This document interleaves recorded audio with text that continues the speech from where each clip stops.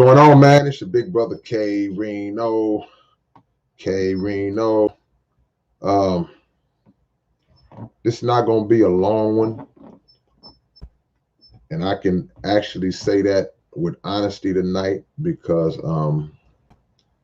I got a show. I got a show tonight. So I know this won't be a long one. But I got to get a few points across. What's up, Jovan? What's up, nephew?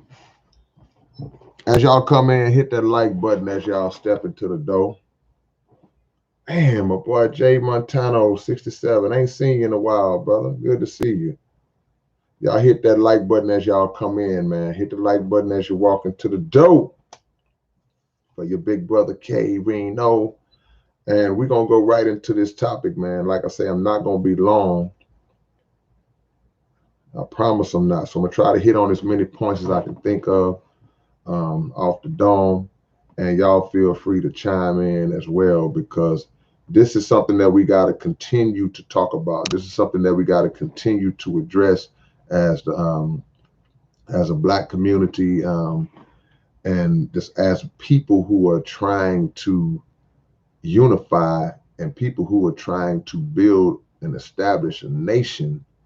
And the thing about establishing a nation, an independent nation, is that you have to go through the painstaking process of weeding out individuals who are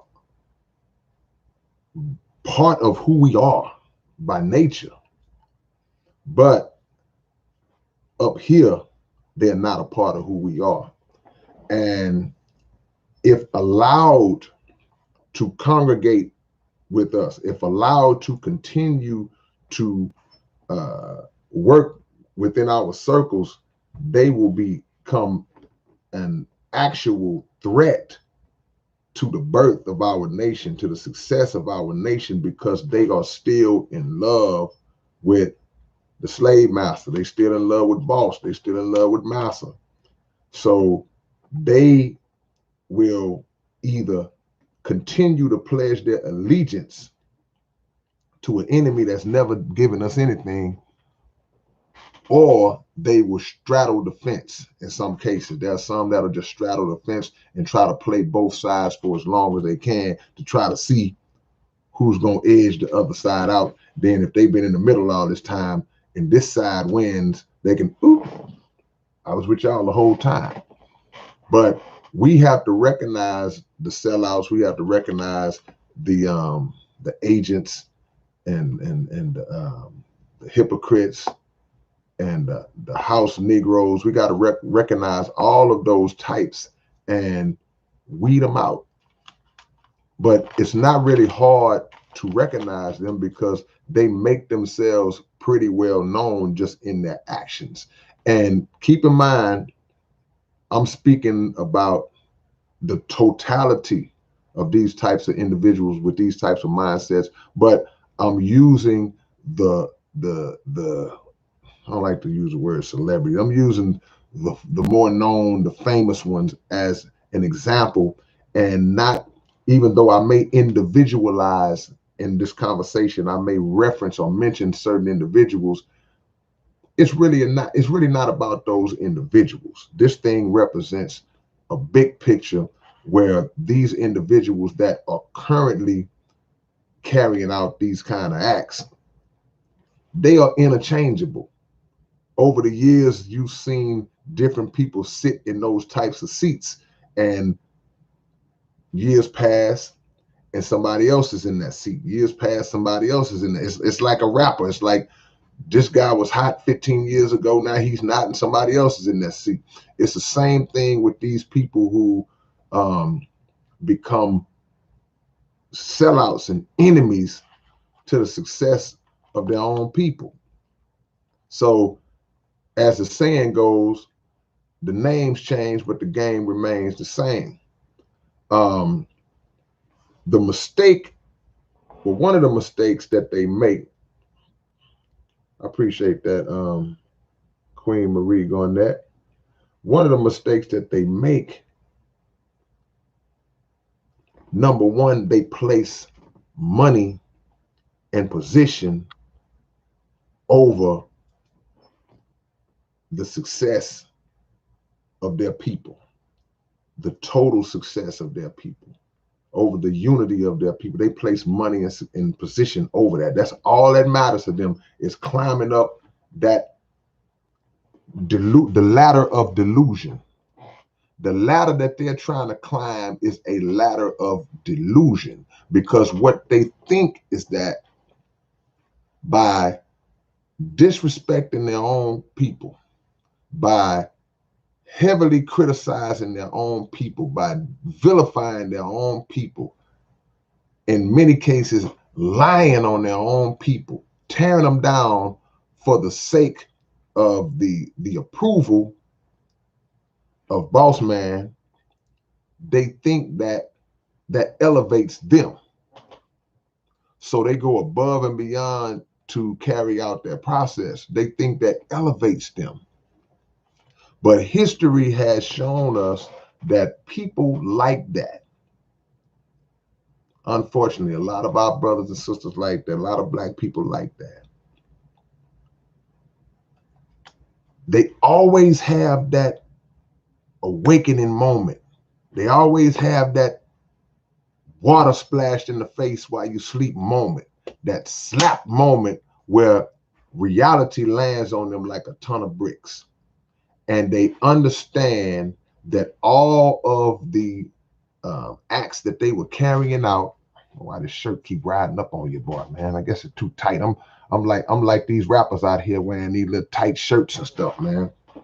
Guarantee you I will not go out in the public. This is a cool shirt because my homie gave it to me from a show we did a while back. I just got the wrong size on. But they always get that moment where they're brought down to reality. And the reason why they get brought down to reality at some point is because the enemy who had pushed and prodded them and patted them on the head for their sellout actions, the enemy always reaches a point where they no longer have use for them. See? What do you do with something that you use in your home, something that you use around the house, that you're gonna use it. You're gonna use that toothpaste until it's gone. You're not gonna keep the empty, crinkled up toothpaste tube. You're not gonna keep that no more. You have no use for it. The contents that were necessary to you are no longer there. You no longer have any use for it. So you throw it away. And when you throw it away, you do what? You throw it away and you go get another one. This is what they do with black people. And it doesn't matter how long your run might have been, because different runs last for different amounts of time. Some people have a good 2-year spurt.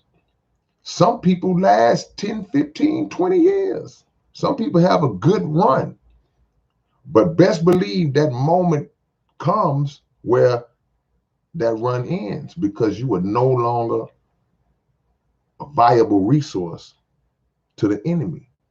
The enemy moves in different directions, and he's into this, then he's into that, and he's still figuring out ways to carry out the contents of his racist mind and his white supremacist mind. But he uses different means as time changes and evolves. So when you get to the point where you outdated in terms of how he can use you, watch out. We on some new stuff. Can't play no 8-track. What if I was selling 8 tracks out my trunk? I pulled up on some cats at the car wash with a trunk, and I popped my trunk. I got a trunk full of 8 tracks. How many of those you think I'm gonna sell? They're outdated. There's no use, that no one has any use for them. We don't even have the means to play them. So once they no longer have the means to play you, for you to get played, they move on to somebody else and move on to a different level of evolution in terms of how to make us turn against each other. So they do it for the money, they do it for the position, and they make the mistake of believing that the bosses of these corporations and the people who finance, the people who employ them, they make the mistake of thinking that these people love them. You think they love you. You think they love you because they pay you. Even if you making 6-7 figure salaries, that twists your mind and it fools you into thinking that they love you. But billionaires don't have a problem paying out millions because they're focused on the fact that the millions they pay you will cause you to do work that will continue to generate them billions. So it's an investment. It's not an act of love and kindness or an act of, it's an investment. Because the minute you don't have, again, any use, they're going to get rid of you. Like an athlete. You average 35 points a game this year. You average 35 points the next year. You average 30 the third year. Then you toe your knee up. Uh-oh. Toe your knee up in your contract year. What do you think they're going to do if you tear your knee up in your contract year and the doctor say, well, nah, he's not going to ever be the same. He could play, but he's not going to be who he was. You think they're going to give you a max contract after that? You're no longer useful.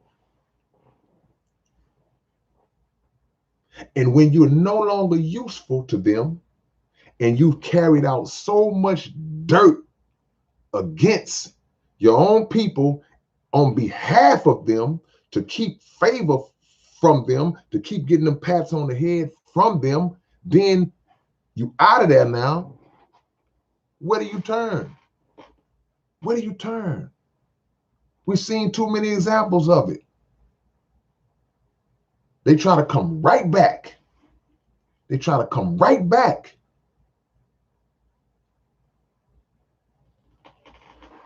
But in that moment, they had no concern because they were making a lot of money, had a lot of fame. They thought they had a lot of power, but they didn't have no power. You don't have no power. You don't have power. The power is the source. You just something, you like an extension cord or something. You're not the real source of the power. See?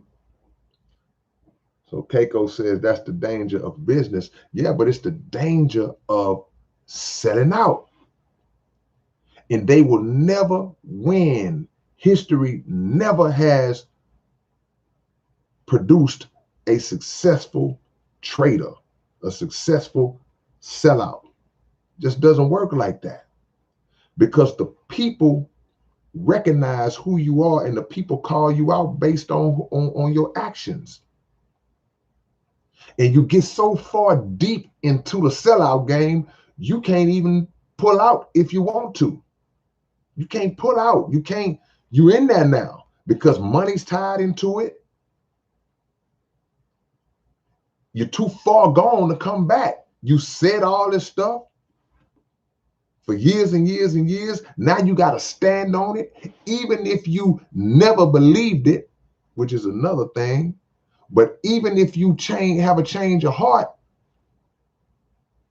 it's hard to come back from it because if you have a change of heart, the people ain't going to believe you. The people going to look at you like, nah, I ain't had no change of heart. He trying to get back in.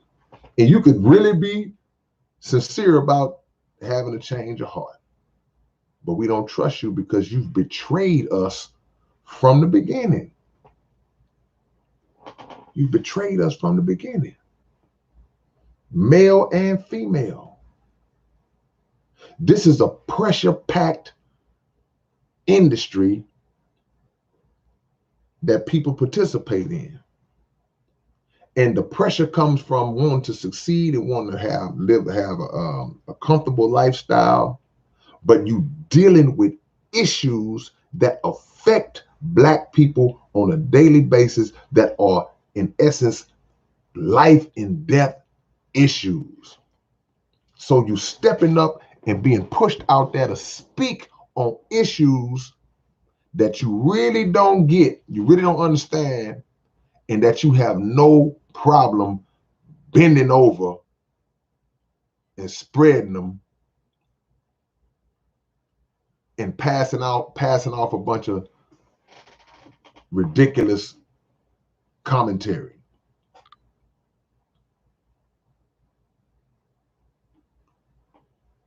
No individual can rise higher in the condition of their people, so say the Honorable Elijah Muhammad. So whatever you accomplish as an individual, even if you're not a sellout, I'm putting this out there to y'all that's checking, the few that's on here right now. Even if you are not a sellout, always be mindful that any advancements that you make as an individual, that's cool. But you should always be thinking about the whole. As Minister Farrakhan teaches us, think for the whole. Because no matter what you got, what does it mean if you pass by people every day that's struggling, that's homeless, and laying out on the street, that's broke, that's sick, that's struggling, hungry? What do it mean? Is it easy for you to lay down at night, every night, and be like, I'm glad I ain't one of them out there? Or does that affect you? What feelings do you have when you see others that are doing bad, that are really, really doing bad? And when they're doing bad to a degree that you, even when you have it in your heart, that you're unable to help them, or you're unable to help in a large fashion, in a large group. It's just too much. It's beyond what your resources are. Does that affect you?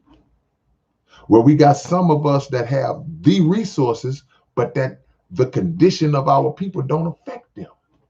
It don't bother them at all. It's like, I got mine, you need to figure out a way to get yours mentality. That's dangerous. You can think of times where, whether right or wrong, you can think of times where rulers of nations have been overthrown by the people due to the dissatisfaction of the people, and rulers of nations have been snatched from their high seat and drugged through the streets, killed and drugged through the streets, or drugged through the streets alive and humiliated. These were once rulers of nations that were brought down to nothing because the people reached a point. Now, we can argue in certain ones whether it was justified or not, but the people reached a point where they was like, man, we tired of what you're doing. They felt oppression of things of that nature. So what do you think is going to happen to you as an individual, especially an individual that's in the public eye, when you continue to put out commentary that is clear and obviously directed against your own people all the time? Always got something to say about your own people in a negative way. But when somebody else does something similar or worse, it's not that big a deal to you. For some reason, magically, you're not as aggravated. Magically, you put a spin on it that downgrades the severity of it. People are not dumb.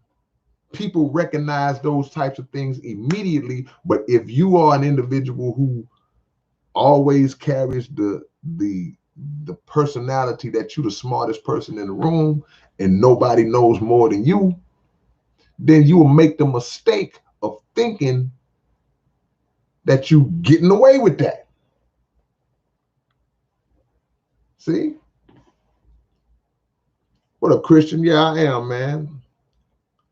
I got my shirts. I ain't broke them out yet, but I will be. You will see them. My word is bond.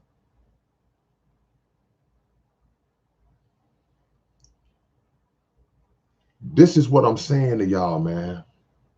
You have to stand on the truth. Now, unfortunately, there are some of these sellouts. Well, I can't describe this what I'm about to say. There are some people who they really believe what they're saying, what they spewing out. They really believe it. That's what they stand on. But there are others who know better. They know better. There's money involved, and black people selling out other black people is an industry.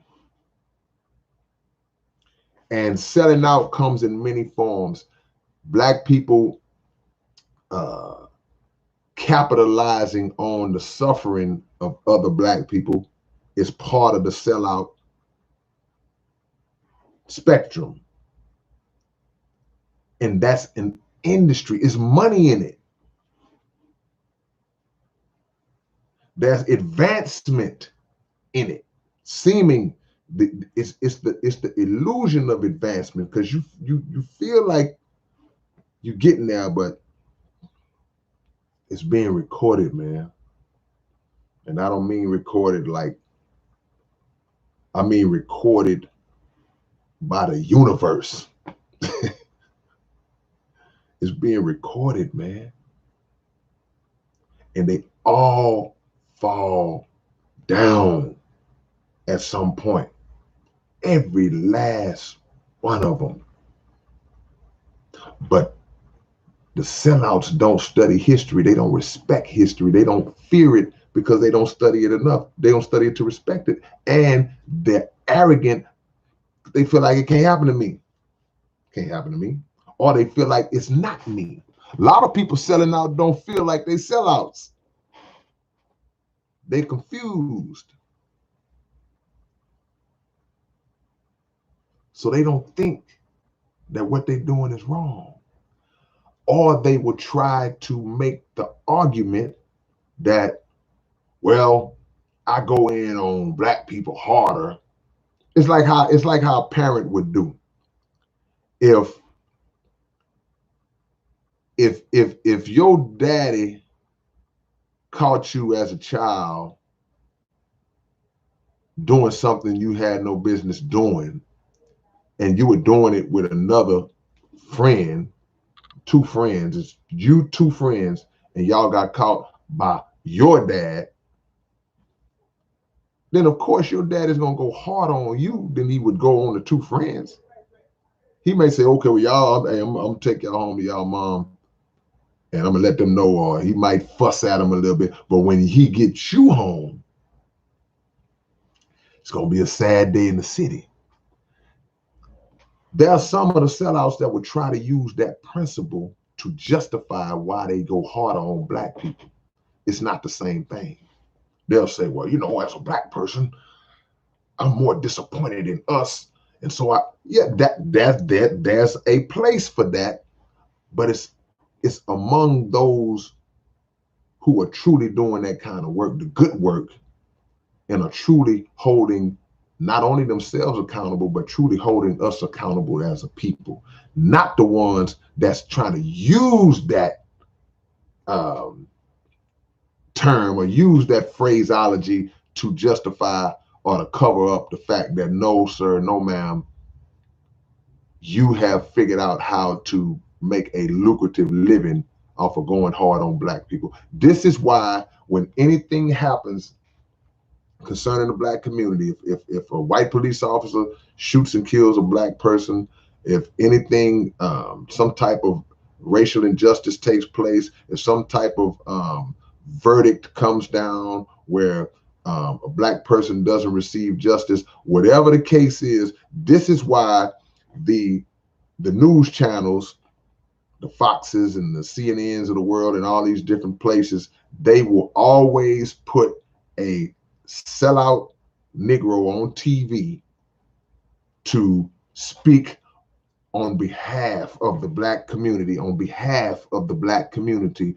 to try to fool black people. I don't even know why they think that works, to speak on why the black person was in the wrong and why the verdict was correct and why the black person who was unarmed and got shot should have been shot, and how the police officer was justified in their actions. And and then the news person, they just sit there and they listen, and they never have to say a word because we done put this clown up here to speak our mind. The floor is yours. Well, the officer did what he had to do. You never know what the other guy was going to do. And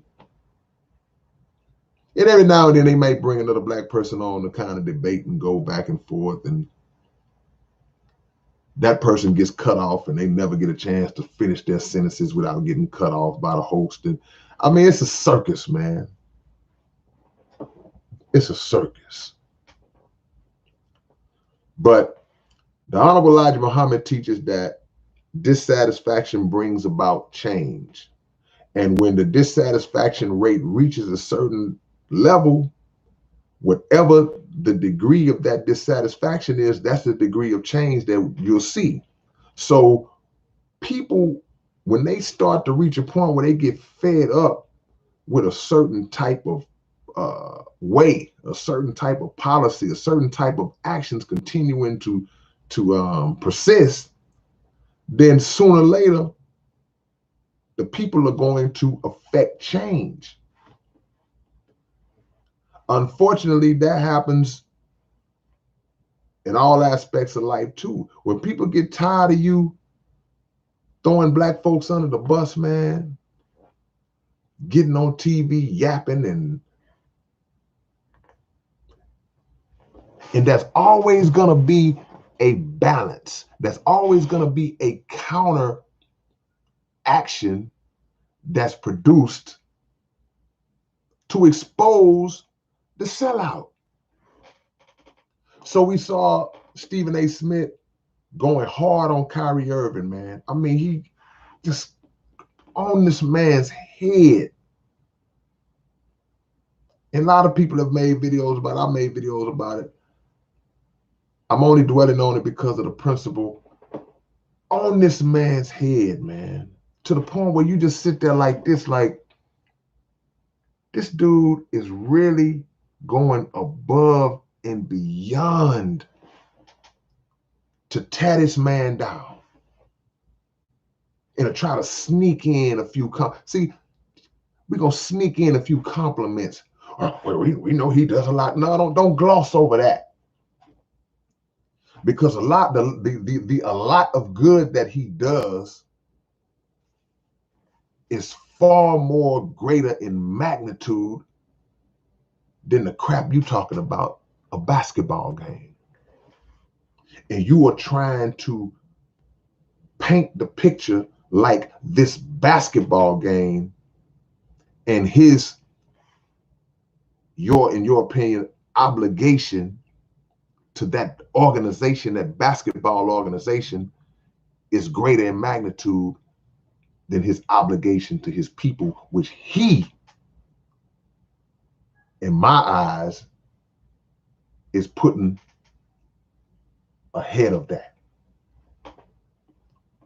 So you go hard at this man, go hard at this man. And then the universe creates a situation where now it's time to talk about a white dude who, according to the general consensus, did something far more worse.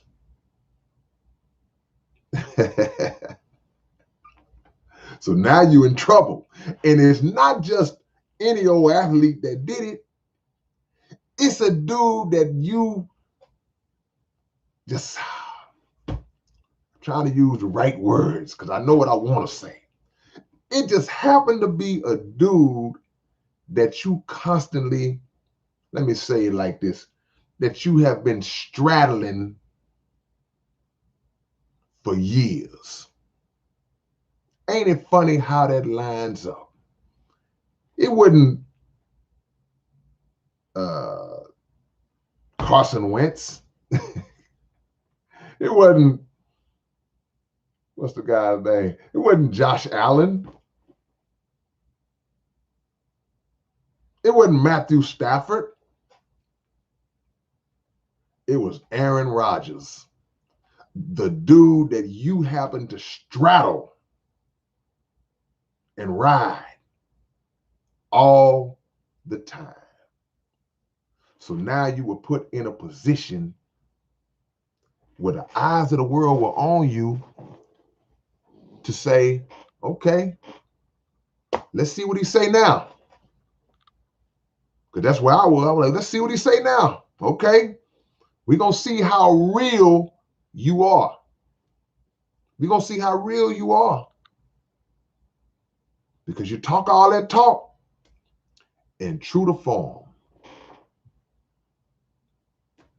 he wouldn't hush mouth, but he was, well, you know, I mean, it's not a big deal. I mean, nah, where all that hollering at?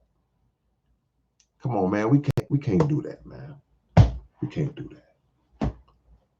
Too many sisters and brothers during these political races, during these times where people are pushing to get in political positions and offices. A lot of Black people, particularly a lot of our brothers and sisters who are who have an affinity to the Democratic Party. Of course, they do it in the Republican Party too, but the Democratic plantation has been biting Black people for a long time. And we've been so immersed in the misknowledge, in the mistruth rather, that the Democratic Party that's our party. That's the Democrats. And Black people who have been paid to push that narrative will back the Democratic Party traditionally in whatever they do. In the wrongest of the wrong, they will back the Democratic Party. They will point out the evils in the dirt of the Republican Party, which they the same. They will point out the evils of the Republican Party, but they won't point out the evils of the Democratic Party because they're bought and sold, paid for. This is how you know you can't trust certain folks. A truth teller gonna tell the truth even if it condemns the people he loves, man. Even if it condemns the people that he or she supports, even if it condemns himself or herself, the truth teller's gonna tell the truth, man. I said this before. You can't be like, well, yeah, man, I'll stand. I'm fighting for this. I'm fighting for the people. I'm a voice. I'm this. I'm that. these folks and blah, blah, blah, they doing this, they doing this, they doing this. Then they say, okay, what about that? You know, we know you support her. What about well, I mean, you know, nah. If it's true. Now, if there's a dispute, if somebody's lying or there's a debate or you have a different view and you defend your view, cool. But there's too much dirt against the Democratic Party that Black Democrats don't face up to and address. It's just the truth. It's always been that way. Can't do that and call yourself a Black leader or call yourself a representative of Black people, whatever your title is. Are you in media? You in entertainment? You in politics? You can't present yourself as a representative of us when you are selective when it comes to accountability. Can't do it. Can't do it. I'm sitting up here to tell y'all tonight something that should not be no shocking revelation to y'all. They are all dirty,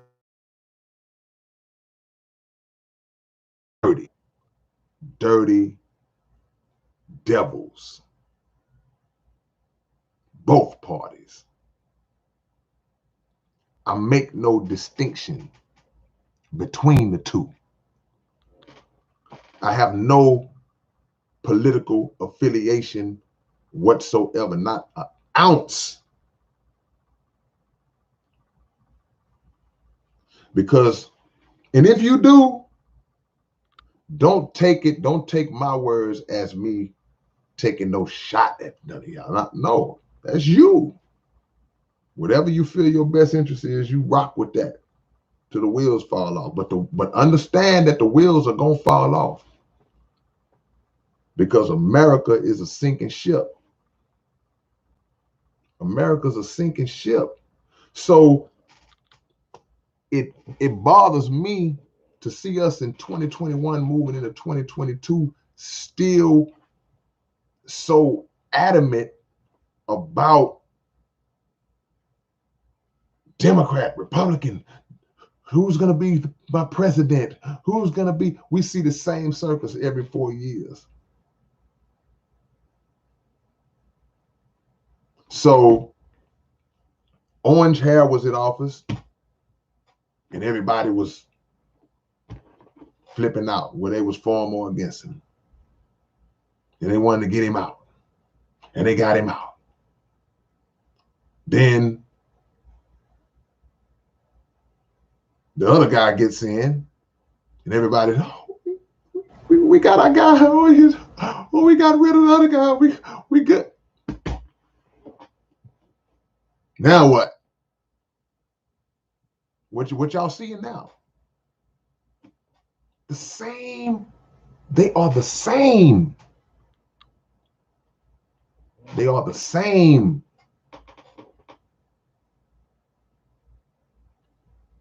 Different devils, the same motives and agendas in the same nature. Come on, man. Stop falling for that. Nobody is going to save you, and no one of these political offices are going to save you. Quit believing that. Quit hanging by a thread and just hoping that one of these devils are going to save you. They're not. And don't get caught up in the fact how they'll bring in, let's go get that black guy. Let's go get that rapper. Let's go get these athletes to make a campaign, a promo campaign commercial ad for us. If they see this basketball player talking about me, they're gonna vote for me. If they see this rapper talking about me, they're gonna vote for me. And you know what? They right. They right. And I'm not saying if a rapper or athlete supports a candidate, that's if they truly support that candidate, that's on them. I'm not saying to not do with your heart, not feel how you feel. Feel how you feel, if that's how you feel. But don't be a whore. Don't be a whore, man. See, a whore gonna go where the money at. I'm saying it properly. I'm using the W, the H, the O, the R, and the E. I didn't say a hoe. But don't be either one. Same thing. But don't be a whore, man. Don't whore yourself out at the expense of your people. Somebody who cares nothing about you, they will give you a few crumbs, because those crumbs that they give you will push you into pushing their agenda to get them to where they want to be. Then once they get to where they want to be, what happens? The owner of the Phoenix Suns basketball team they just caught him, or they have allegations now that he's been making a bunch of racist comments and things of that nature for years. Not to mention disrespect towards women in the workplace and things like that. So now you got this guy coming out, and some people are shocked. And why do we keep being surprised? When the snake bites your leg, why do you keep being surprised? This is business to them. Business and the perpetuation of a supremacist concept, a white supremacist concept that they're trying to maintain. Supremacist from the word supremacy, supreme, the belief that they are supreme over everyone else. So when the person who purchases the team, he's referred to as the team owner. But in the minds of those team owners, they don't necessarily always take the approach that they own the corporation, they own the company that is the Phoenix Suns basketball company. They actually take on the mindset that they own the players. They own the coaches. They own the office staff. They own the cheerleaders. So if you have something that you feel in your mind that you own, you can do whatever you want to do with it.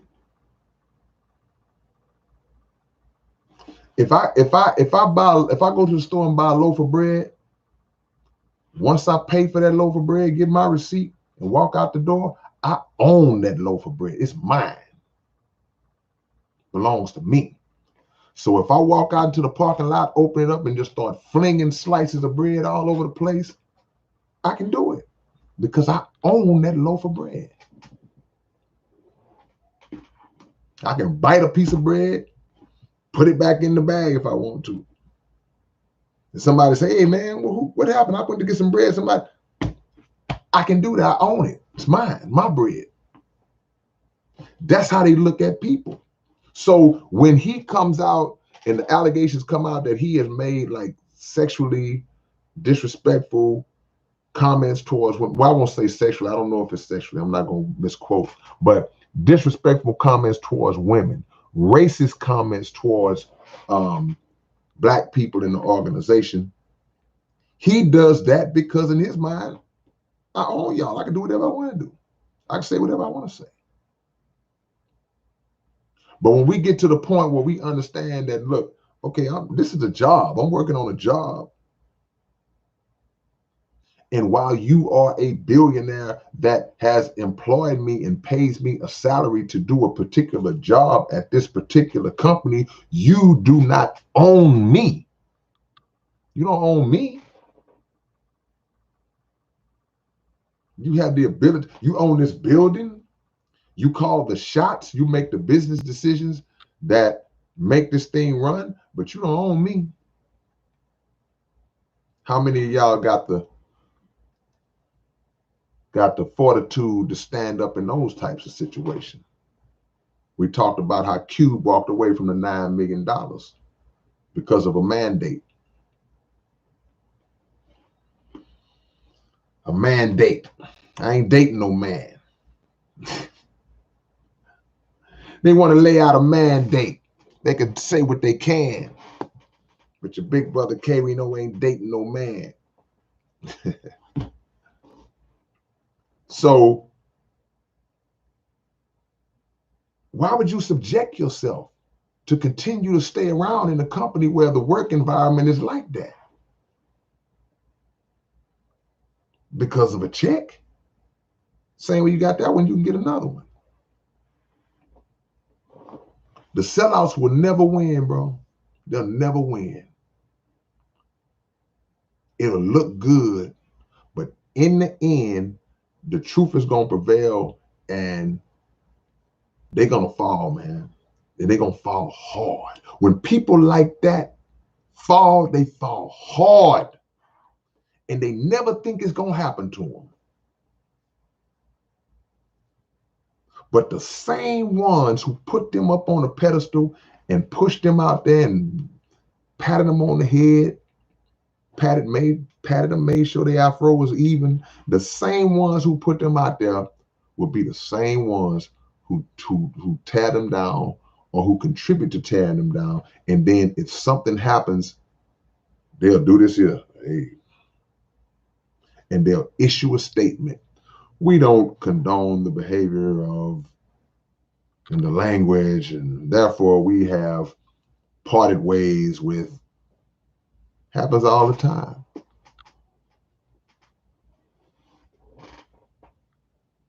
But how you gonna stand when it's your turn? Sell out. And those of you who are not sellouts, start building up your strength, your internal strength for a day, for when a time may come where you standing on the right principles will get you on the chopping block. Ain't just the sellouts who gonna be under the gun. It's gonna be those who standing on truth, because they already under the gun. But with enough pressure, they can turn a truth teller into a sellout because they'll put pressure on it. That's what these mandates and all that is about. They putting pressure on people. I see my brother Keith Stowe is in the building. No Regret Media in the house. My brother from another. Y'all know what it is, man. K-Rino Radio coming back real soon. We're coming back real soon. We'll have the live podcast, the interviews and all that. Y'all will see it real soon, man. We coming back. Told y'all I wasn't gonna hold y'all long. I'm gonna stick to my word. Getting ready to go rock the mic. But think about what I said, man. It's your big brother K-Rino. Blessings. Peace.